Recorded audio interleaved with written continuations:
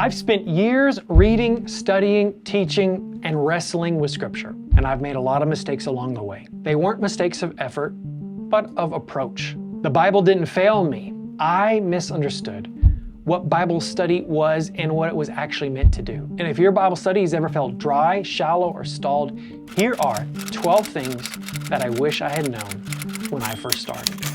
Point number 1. Your engagement with Scripture must be more than a verse of the day or reading for nuggets or snippets. You don't study the Bible just to find something tweetable or an inspiration for your day.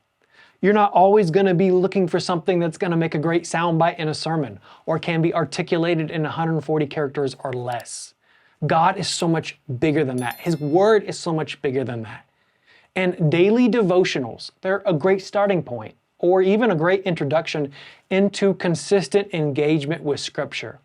But at some point down the road, we need to begin seeking something deeper, seeking understanding, seeking transformation, and not just looking for quick, easy answers. And if you're doing daily devotionals with a verse of the day, or if you have a daily reading plan, and you're getting a lot out of it, then by all means, keep doing what you're doing.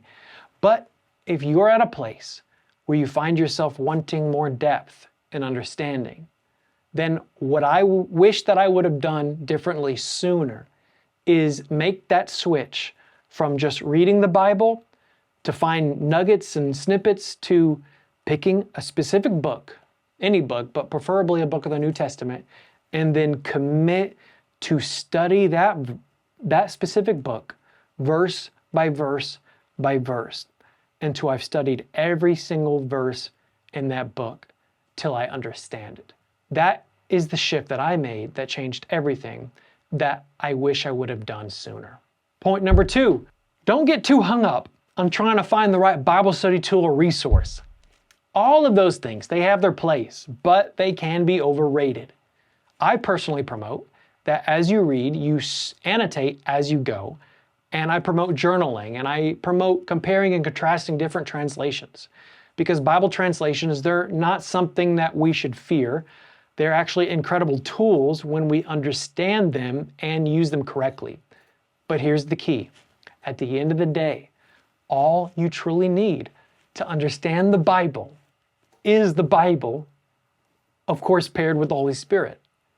But commentaries and Bible resources are helpful, but they will never replace time spent in the text. Point number 3, God works with what you put in. You do your part, God does His. And that means it's okay to feel like you have a day here or there where you don't get much out of it. Or even a few days in a row where you feel like I'm not getting much out of it. Can you remember what you ate last Tuesday for breakfast? Probably not. But it still nourished your body. Because nourishment is cumulative and not always memorable. Studying the Bible, it's like a bank account. If you've been diligent making deposits, whether it's a good day or a bad day, whether you felt like it or not, you still made a deposit. The Holy Spirit will be diligent to make the withdrawals. But don't expect much if you haven't invested much. Jesus said that the Holy Spirit will bring all things to your remembrance, but He won't cause you to remember something you've never read or never studied. And that means faithfulness must come before fruitfulness. Point number 4, consistency beats intensity. Running 1 mile a day for 20 days is always better than running 20 miles in one day. And one verse studied with intention every day for a year will do so much more to transform you than going to the best conference or the best convention or the most wild revival. Being faithful in the small things, those unseen things, those things done in obscurity, the things that won't make your timeline, those are the things that make the difference. Don't do it for a sermon. Do it to know God for yourself. Don't do it to be impressive. Do it because you want to do it. Do it because you love it. Point number 5, personal study and community are both essential. You desperately need to be spending personal time in your Bible. No church service, no conference, No small group can replace that. You can easily backslide while sitting on a church pew. However, you will never progress beyond the point of needing a community of faith. Especially when it comes to Bible interpretation and understanding the Bible, you need that community.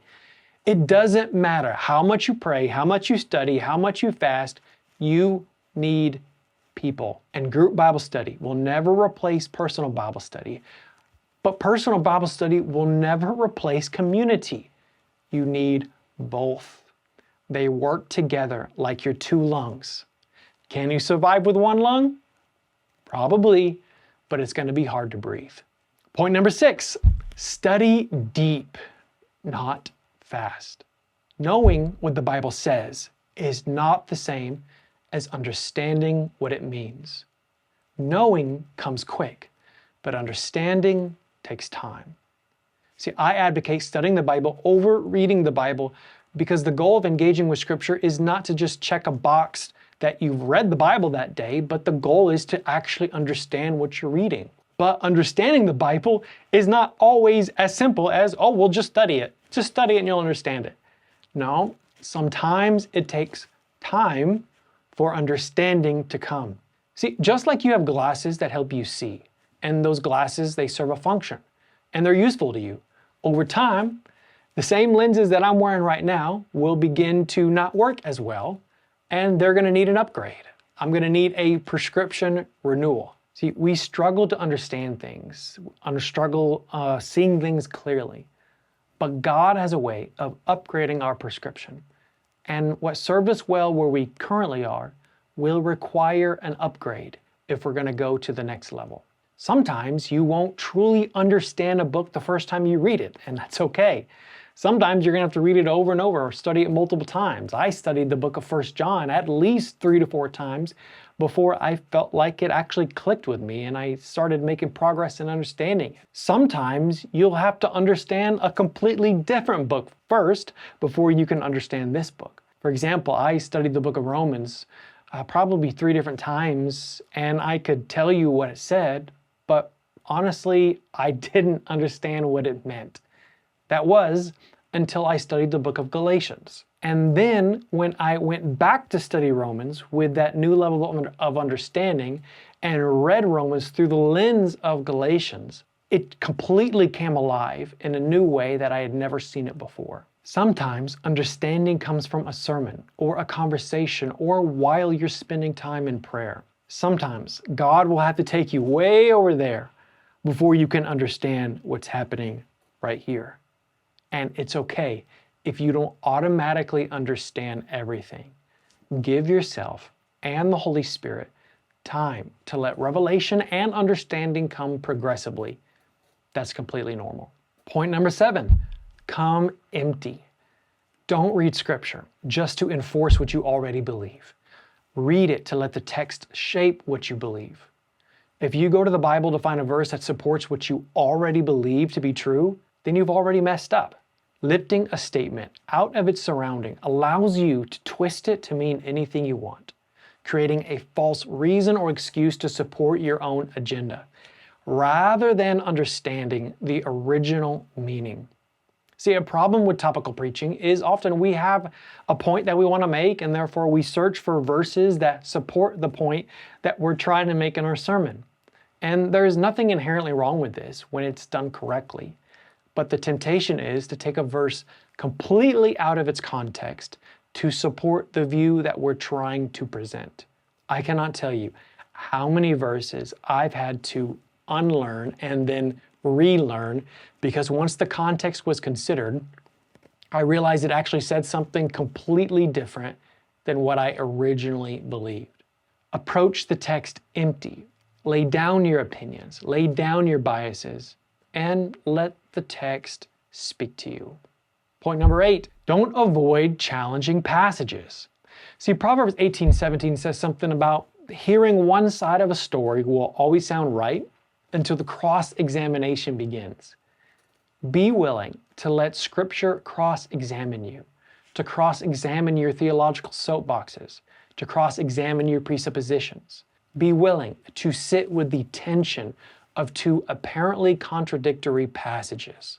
See, contrary to your Facebook feed, you don't actually have to have an opinion on every single verse or every controversial passage or every theological viewpoint.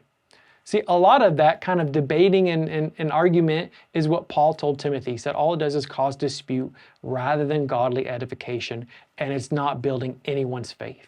Many times, the truth of something is at the friction point between two supposedly opposing views. Therefore, the quote-unquote problem passages are not a threat to me, but they may contain a different aspect of truth or perspective of truth that I need, and without it, I would be out of balance. That's not weakness, that's humility. See, a text isn't hard because the Bible's hard. It's hard because I'm hard. And by that I mean that the problem isn't that there's something wrong with the Bible. The problem is with me. The problem is that I don't understand it. But growth doesn't come from avoiding hard text. It comes from wrestling with them, from sitting with them, and ultimately not letting them become a distraction from the main thing. Point number 9, learn to read the Bible like it was written. The Bible was not originally written to you or to me. And before we can ever jump to asking, well, what does it mean to me today? We first have to understand, what did it mean to them back then? And we have to step into their shoes and understand it the way it was intended to be understood, as written by the original author and as received by the original audience. So if it's a personal letter, like Philemon or 2nd or 3rd John, then we need to read it as a personal letter. If it's an epistle written to a specific church in a specific city, like Galatians or Ephesians, then we should read it through that lens. If it's a gospel written to a Roman audience, like the book of Mark, or a gospel written to a Hebrew audience like Matthew, or a Greek audience like Luke, then we should read it as it was written and as it was intended to be understood. Don't put too much emphasis on verse numbers and chapter numbers. The original text didn't have any verse numbers. Those were added much later, like in the 1500s. What we're reading is scripture, but it's also a piece of literature that was written intentionally with a specific genre. Are you reading prophecy? Are you reading poetry? Are you reading history? Like, for example, there was a parable in the book of Luke chapter 16 that I did not understand. In fact, I wrestled with the meaning or interpretation of it until I read a book called How to Read the Bible for All It's Worth. And I highly recommend that book. But this book talked about how the parables of Jesus are their own genre and therefore needed their own rules for interpretation. That one paradigm shift helped me not only understand that specific difficult parable, but because of it, I went back and studied the whole book of Luke again, specifically the parables in Luke, looking at all of the parables through this new lens. So, we have to learn how to read it the way it was written. Point number 10. Skill comes from practice, not from theory. See, the principles of studying the Bible, they're also called hermeneutics, they function like a science. But actually being able to understand the Bible, called exegesis, is a skill. One represents head knowledge, while the other represents hand knowledge. And a science can be learned through memorization, but a skill must be practiced. Knowing the recipe doesn't bake the cake. Knowing physics doesn't build the rocket. And memorizing the steps of a brain surgery doesn't make you a brain surgeon. The only way to get better at doing push-ups is to do push-ups. And the only way to become proficient in Scripture is by spending time in Scripture. There is no replacement for learning the skill of interpretation than by just doing it. Point number 11, right theology will never replace right living. You can believe all of the right things and still be wrong if your heart's wrong. Knowledge can make us feel superior, and doctrine can make us dogmatic. Now, this doesn't mean that doctrine doesn't matter. It means that your doctrine must shape a devotion. Right theology without right fruit is a wrong theology. Truth without an equal measure of grace can become a weapon used to harm rather than set people free. And if our theology makes us more like the Pharisees than like Jesus, then we need to check ourselves. More understanding and deeper revelation should be producing within us more love, more patience, more graciousness. Otherwise, our supposed theology is vanity. The Bible is not just something to know, it's something to live. And instead of hunting for rules, look for those life principles, those truths meant to be lived out and not just talking points to be enforced. Point number 12, the Bible is not a tool. See, we often treat Scripture like something to use, as a textbook with information about God, as a handbook to lead somebody to salvation, as a weapon to defeat the devil, or something we use to improve our lives, something we use to cure our depression or our anxiety. I use my belt to hold my pants up. I use my shoes to protect my feet. But we wouldn't say, I use my liver, or I use my breath, I use my blood, because these things are not just useful. They're not utilitarian, but they're essential to life. Scripture isn't just something we use to fix our lives. It's where we meet the God who gives us life. The Bible isn't the tool, it's the treasure. And if Jesus is the Word made flesh, then therefore Scripture is the prize. Scripture is the reward. And it's not just information from God, it's communion with God. And when we realize that, Bible study stops being a task and starts becoming a relationship. This whole channel is a journey of learning the Bible together, one step at a time. And if this video helped you, go ahead, give it a like. And if you really enjoyed it, drop a comment below and let me know what stood out to you, or even what you want to learn in the next video. You don't need to be a Bible scholar to study the Bible. You just need to start where you are. And today is day one, and I'll see you in the next video.